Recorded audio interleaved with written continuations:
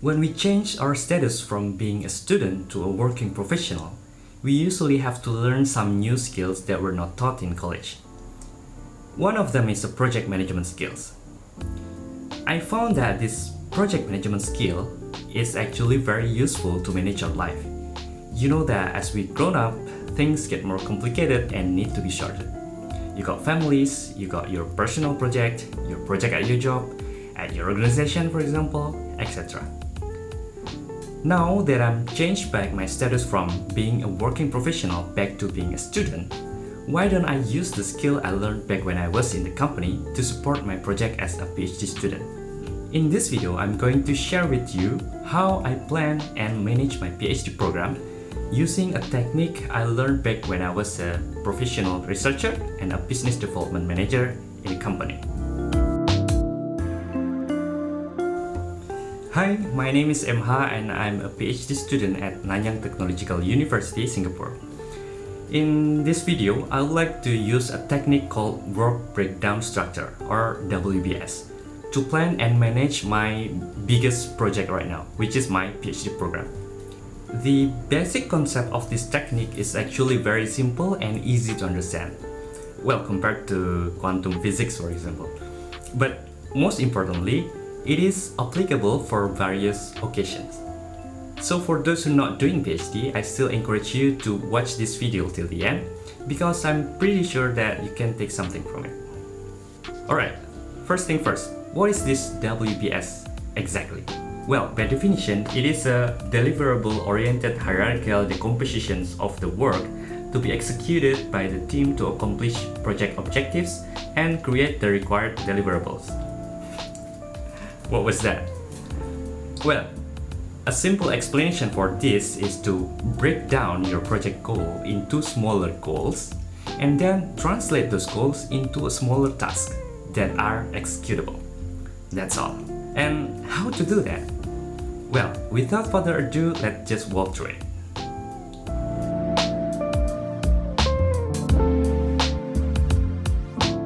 Alright, we're gonna use Microsoft Excel to get things done here.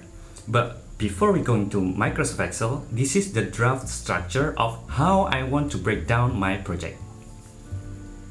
I will break it down to 4 layers here. I have targets, sub-targets, tasks, and subtasks. The first 2 layers here are about what kind of targets we want to achieve. So we break the big targets into smaller sub-targets. And then the second half of it is about what action need to be done to achieve those goals. Again, we break down the tasks into smaller actionable subtasks. Why did I design it to be like this? Well, it's just because it seems to fit my project. I don't know. We will see as we go through it whether it fits or not. But the point is that regarding how many layers and the naming of the layers, it's really up to you. It really depends on the nature of your project.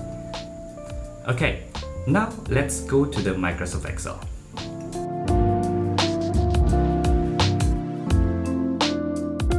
First, we need to make a template for it.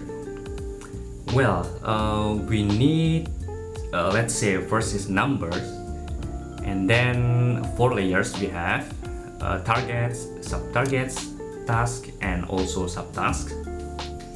And next, I want to add other columns. The first one is time required. This is to estimate how long it takes to accomplish one particular subtask. And for this project, I will make 1 month as the smallest unit. So everything that can be done in less than 1 month will be rounded up to 1 month. Next, I would like to have status. This is to monitor whether one particular subtask is done, in progress, or delayed. Alright, and then let's add notes in case I have additional notes like inquiries or additional information. And for projects that are being handled collectively with a team, for example, we can have another column like headcounts, for example, to estimate how many people are needed. And a PIC, maybe, person in charge, where we can just write down the name of whoever is in charge.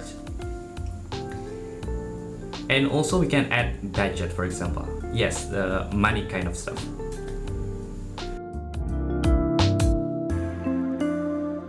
But since my PhD will be mostly done by myself, I will make it simple. I will just cut this out. Alright, now we add a timeline. Since I'm going to need around 4 years to finish my PhD, and my academic year start in August, then I will make it like this.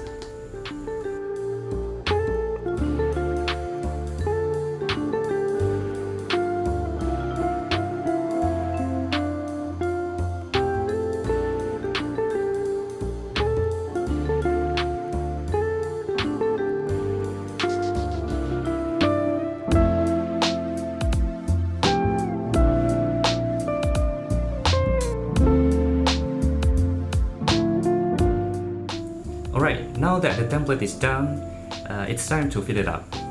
Okay, starting from the target, I would like to break down my target into 2 items. The first one is that I need to be successful in research, and then the second one is to fulfill all of the administrative requirements, such as how many classes we have to take, etc. These 2 targets are compulsory targets for me to graduate, right? Alright, next is to break down the targets into smaller sub-targets.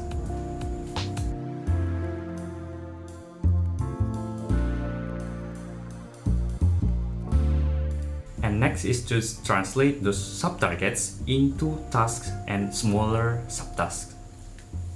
The point is that in this subtasks here, you need to really specify your actions. Make sure that you and your college can picture how you will be doing it. And here are some points for your reference. The first point is to use simple and yet understandable language. Don't make it too long and don't make it too short. The aim here is to make your bosses and your college understand the overall project just by scanning it. Especially for your bosses, sometimes they just don't have time to digest the information, but you want them to approve your proposal anyway, right? Then you need to do it in a smart way. The second point is to, in the subtask here, make it really clear. I mentioned it before, but I want to emphasize it once again. Because each of them gonna be your stepping stone to climb your ladder towards your goals, right? So making the subtasks as unambiguously as possible is the key here.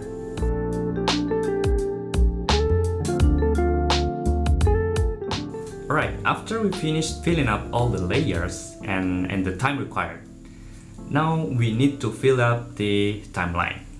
This is how I do it. Let's just color it like this.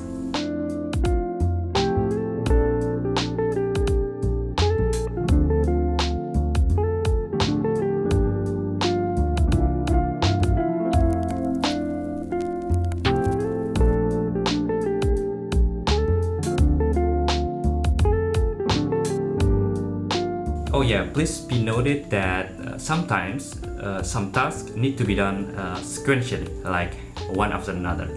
But sometimes there are also tasks that can be done parallelly, like especially if you are working with your team or in a tight time schedule.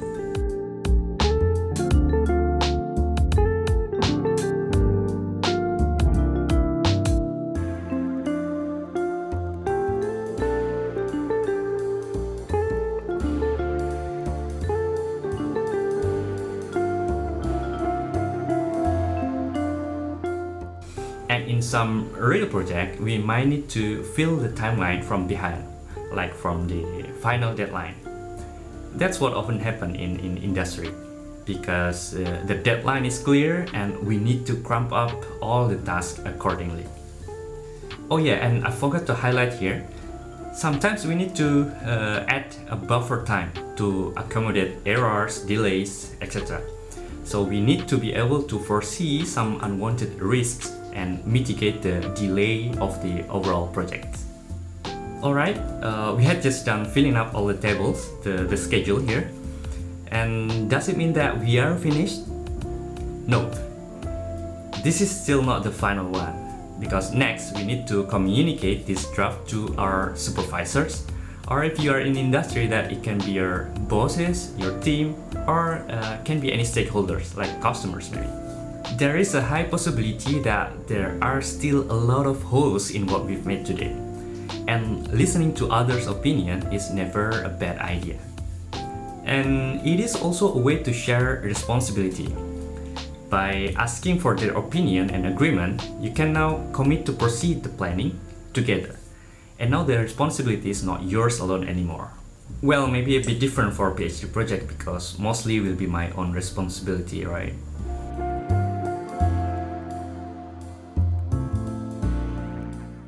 Alright, now supposedly we have the final schedule here.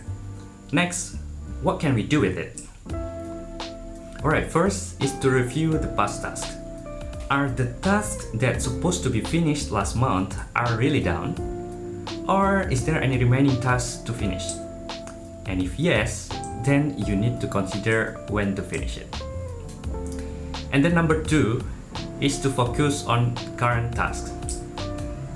Using the schedule, now we know which tasks need to be done this month, right?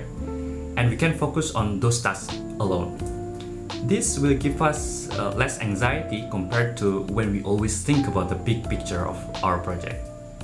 We just need to accomplish only few milestones at a time, just like walking one step a moment, or like playing games, you know. Number 3 is to foresee the future task. Using the schedule, now we can also predict how busy we are for the coming months, because we know what needs to be done, right? This is particularly important if you have another project coming to you, which is mostly the case. And by looking at the schedule, now you understand how occupied you are compared to your capacity. So then you can decide whether work on the new project or you need to skip it. Or maybe you just need to readjust the current schedule based on your priority. Number 4 is to use it as a progress report. This schedule is your tool to understand the progress of your project. But not only for you, you can also use it as a tool to report the progress to other people, be it your supervisor, bosses, team, or customers.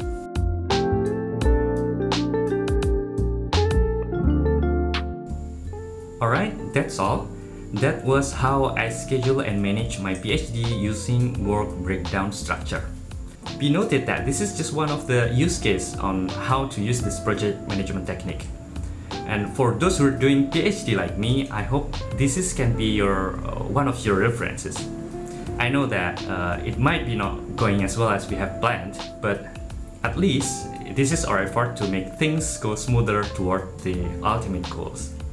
And for those who are not doing PhD, I'm pretty sure that you have your own project going on and you can try to apply this technique to yours. Alright, thank you for watching my video till this point. And actually this is the first video I'm talking in English, because being in Singapore, which is English speaking country, I feel like I need to improve my English.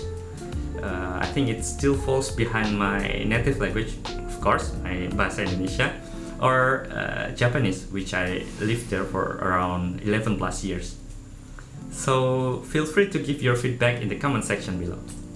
That's all. I hope the content benefits you, and don't like and don't subscribe if it's not beneficial for you. Thank you and see you.